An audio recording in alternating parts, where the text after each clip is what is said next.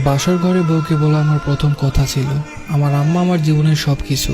আমি হয়তো আমার আম্মার থেকে বেশি কাউকে ভালোবাসতে পারবো না, কিন্তু আমি চেষ্টা করব তোমাকে তোমার জায়গায় সর্বোচ্চ ভালো রাখার, ভালোবাসার। প্লিজ আমার আম্মাকে কোনোদিন কষ্ট দিও না। বউ আমার দিকে ড্যাব ড্যাব করে তাকিয়ে রইল, কিছু বলল না। বয়সে ছোট মেয়ে, কষ্ট পেলো নাকি পেলো না ঠিক বুঝতে পারলাম না। আমি বিছানায় বসতে এসে একটু সরে গিয়ে জায়গা করে দিয়ে বলল, আচ্ছা আপনি কবে চলে যাবেন? আমি একটু অপ্রস্তুত হয়ে বললাম, আসছি তো 5 মাসের ছুটিতে।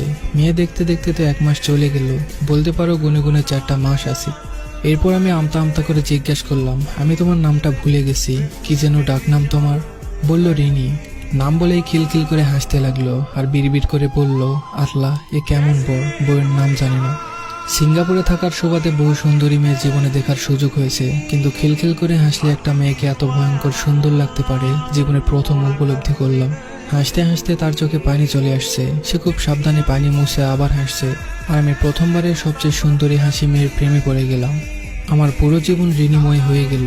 বয়স কম হলেও প্রচণ্ড গোছানো আর মিশুক একটা মেয়ে, পুরো বাড়ির কাজ সে একা হাতে সামলাতে পারে।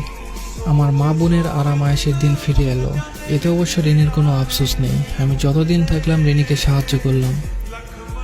আমার যেদিন ফ্লাইট ছিল তার 3 দিন আগে থেকে রেনির চোখ মুখে আধার নেমে আসে। আমি টের পাই, সে বাথরুমে গিয়ে কাঁদে, রান্নাঘরে বারান্দায় আড়ালে গিয়ে কাঁদতে থাকে, আর আমার সামনে স্বাভাবিক হওয়ার ভান করে।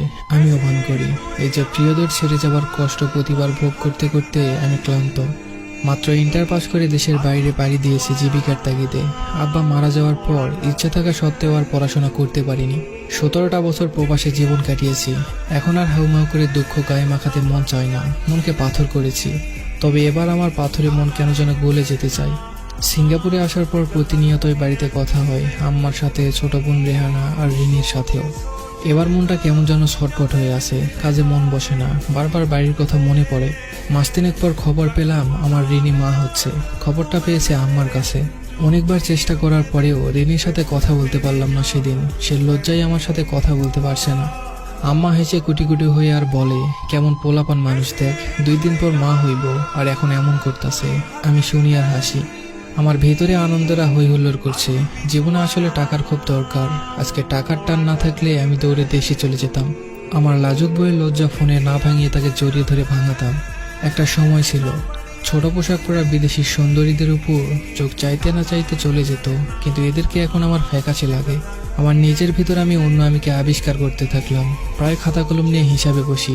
এখন থেকে আরো খরচ কমাতে হবে নিজের। প্রতিদিন অল্প অল্প করে জমাতে থাকলাম। মোটামুটি একটা সেভিং হলেই দেশে গিয়ে অন্তত 1 মাস থেকে আসবো।